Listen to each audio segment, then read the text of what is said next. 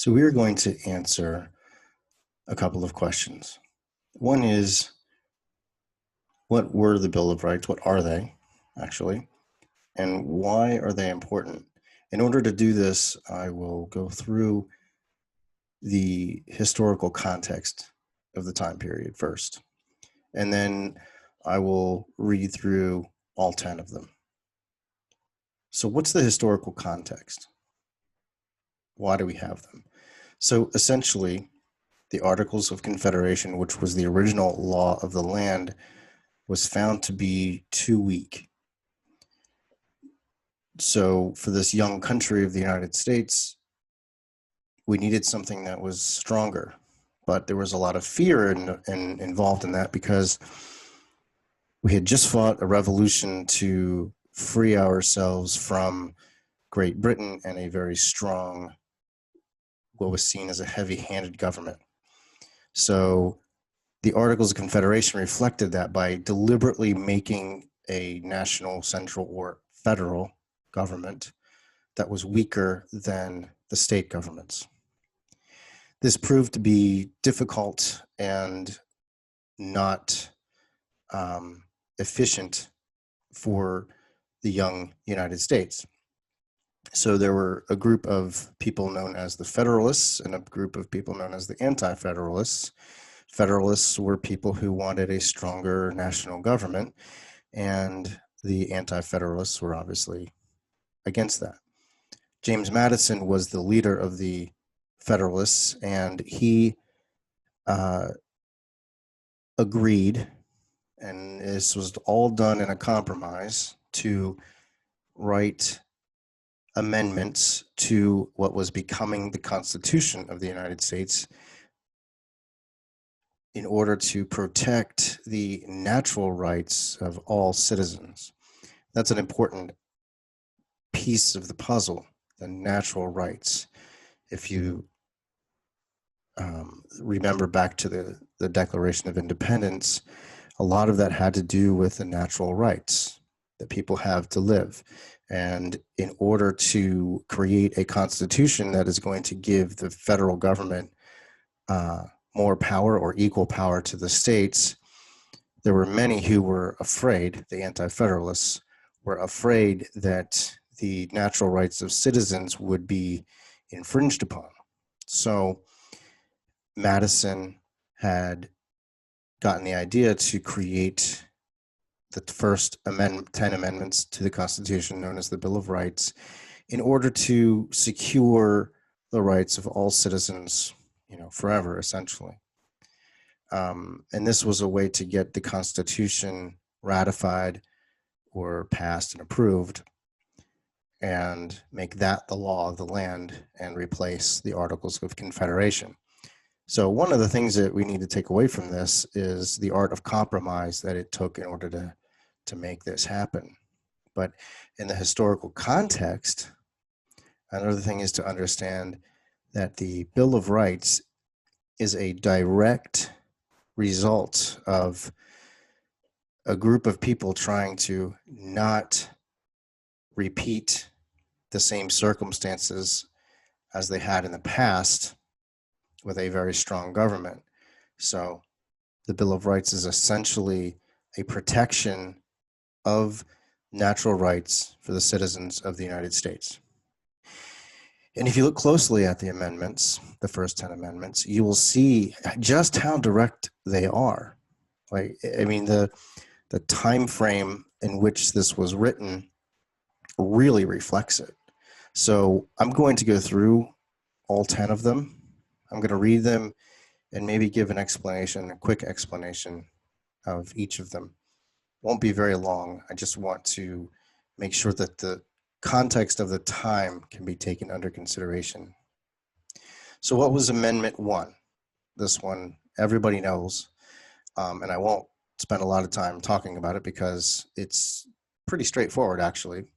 Amendment 1, Congress shall make no law respecting an establishment of religion or prohibiting the free exercise thereof, or abridging the freedom of speech or of the press, or the right of the people peacefully to assemble and to petition the government for a redress of grievances. So Amendment 1 is very quick right off the bat to establish the security of the freedom of religion, the freedom that it separates church and state. It grants freedom of speech, the press, and the ability for people to assemble and peacefully say to the government, hey, we do not agree with this. And these are all things in that time period that they had just fought a war over to be able to have. And the concern was that if the government was strong, the federal government was strong, those rights would be taken away. All right, Amendment 2.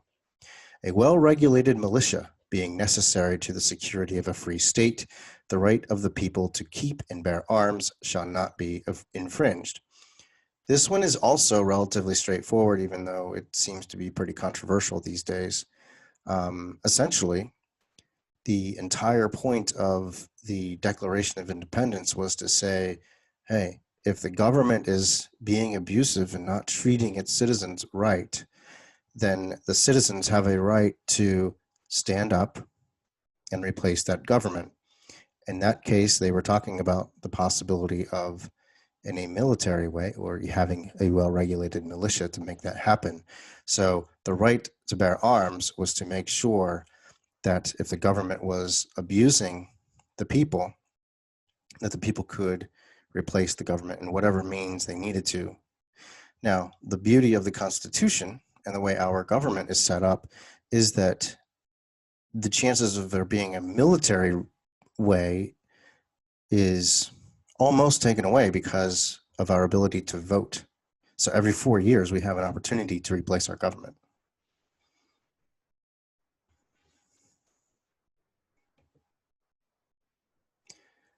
Amendment 3, no soldier shall in time of peace be quartered in any house without the consent of the owner, nor in time of war, but in a manner to be prescribed by law. So this is essentially a direct response to the Quartering Act, which the Quartering Act was when soldiers were housed, British soldiers were housed in colonial homes and inns and other forms of private property. And essentially Amendment 3 is saying that can't happen, not without the consent of the homeowner or the property owner. Amendment 4, the right of the people to be secure in their persons, houses, papers, and effects against unreasonable searches and seizures shall not be violated, and no warrants shall issue but upon probable cause, supported by oath or affirmation, and particularly describing the place to be searched and the persons or things to be seized. In other words, a warrant has to be granted through a judge, and it has to be extremely specific. If the law enforcement wants to come into your home, they have to be very specific in order to, and have some evidence against you in order to be able to do that legally. Amendment 5, no person shall be held to answer for a capital or otherwise infamous crime unless on a presentment or indictment of a grand jury, except in cases arising in the land or naval forces or in the militia, when in actual service in time of war or public danger, shall not any person be subject to the same offense to be twice put in jeopardy of life or limb, nor shall he be compelled in any criminal case to be a witness against himself, nor be deprived of life, liberty, or property without due process of law, nor shall private property be taken for public use without just compensation. Now, this is kind of a big one. I'm just going to break a couple of things down really quick. So this basically means that if you are in the military, you can be tried. You can be indicted much faster unless it's in time of war. It also means that they can't take away your rights, even if you are being accused of a crime. And private property is not allowed to be taken for public use without just compensation. That means they have to pay you for it. And so these are things that are important, even in contemporary times. All right, Amendment 6. To all criminal prosecutions, the accused shall enjoy the right to a speedy and public trial by an impartial jury of the state and district wherein the crime shall have been committed, which district shall have been previously ascertained by law, and to be informed of the nature and cause of the accusation. To be confronted with the witnesses against him, to have compulsory process for obtaining witnesses in his favor, and to have the assistance of counsel for his defense.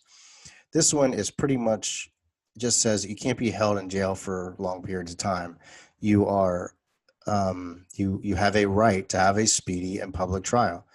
That's pretty straightforward. And also, the assistance for counsel for defense is important because some people can't afford an attorney, and this is how people get attorneys even if they can afford them. Amendment 7. In suits at common law where the value in controversy shall exceed $20, the right of trial by jury shall be preserved, and no fact tried by a jury shall be otherwise re-examined in any court of the United States than according to the rules of the common law. Now, this is important because, one, you can't be tried for the same thing twice. So if you are free because a jury found you not guilty, you can't be tried for a second time. Now, as far as the controversy shall exceed $20, that sort of thing, that's kind of amusing because of the time period that we're talking. $20 was a lot of money in those days. Okay, Amendment 8. Excessive bail shall not be required, nor excessive fines imposed, nor cruel and unusual punishments inflicted. This is pretty straightforward. Bail should not be something that a person can't afford. Fines also the same way. You shouldn't be punished in a cruel or unusual way. That one is quite straightforward. Amendment 9. The enumeration of the Constitution of certain rights shall not be construed to deny or disparage others retained by the people. In other words, this amendment protects people protects the rights of people. It protects the rights of people, even if it's not specifically in the Constitution. There are certain natural rights that we all should be able to enjoy, and it protects that. Amendment 10, the powers not delegated to the United States by the Constitution, nor prohibited by it to the states, are reserved to the states respectively or to the people. Now, that just essentially means that states have rights. It is important to understand that. States have rights. The Constitution does not infringe upon those rights. The Constitution works with the states. So the federal government works with state governments to run the laws of the land. And that is it in a nutshell.